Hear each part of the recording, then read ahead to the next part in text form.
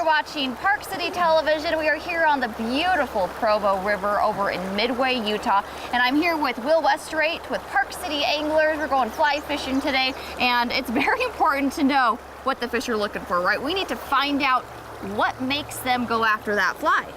That's right. So we have different times of year the fish will feed on different aquatic insects. The first thing we use is we use a fly fishing hatch chart. We make up a hatch chart. We know about what time certain species of insects are going to hatch on the river. We know which insects will go in January, which will go in February, March, April, May, through the year. We're here in June now.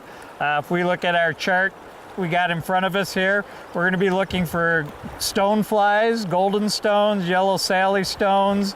There'll be some big mayflies we call green drakes, and there'll be pale morning duns.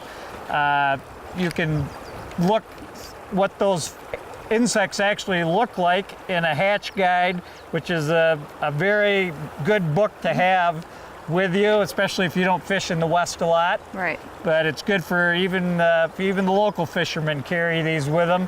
They can identify the insects. The hatch guide will also show you what flies match certain insects. So we will start with that. We will come down to the river, and once we start fishing, we will start looking for those insects moving around. We will pick up rocks off the bottom. We can look on the bottom of rocks. We can see the nymphs that are moving around.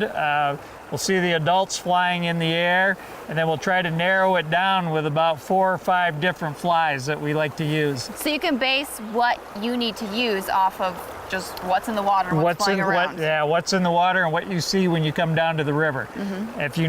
If you've done your homework before you come down, like you said, looked at your hatch chart, looked in your hatch guide, then you already are knowing what to look for when you come down to the river. And I feel like that's half the battle, knowing what they want. So make sure you follow up on that and are aware of those flies that you need. Exactly. The hatch guide will also tell you what size those are. The biggest thing on the Provo River is people use flies that are way too big for what the fish are actually feeding on.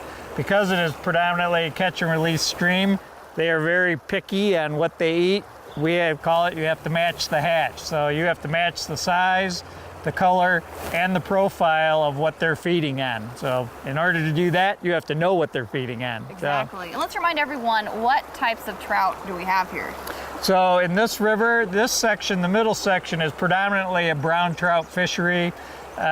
Fish counts by the DWR have done here, it's about 80% brown trout, or about 15% rainbows, and then there are some native whitefish in, and some sections there are a few cutthroat left, but not many.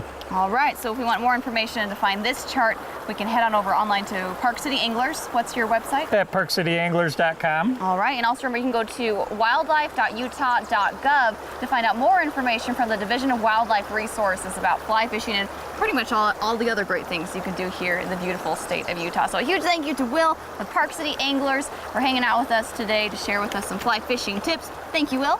Thank you, Chelsea. Yeah, it was a good day we had. Yeah, I think so. Thanks, you guys. Be sure to check out more right here on Park City Television.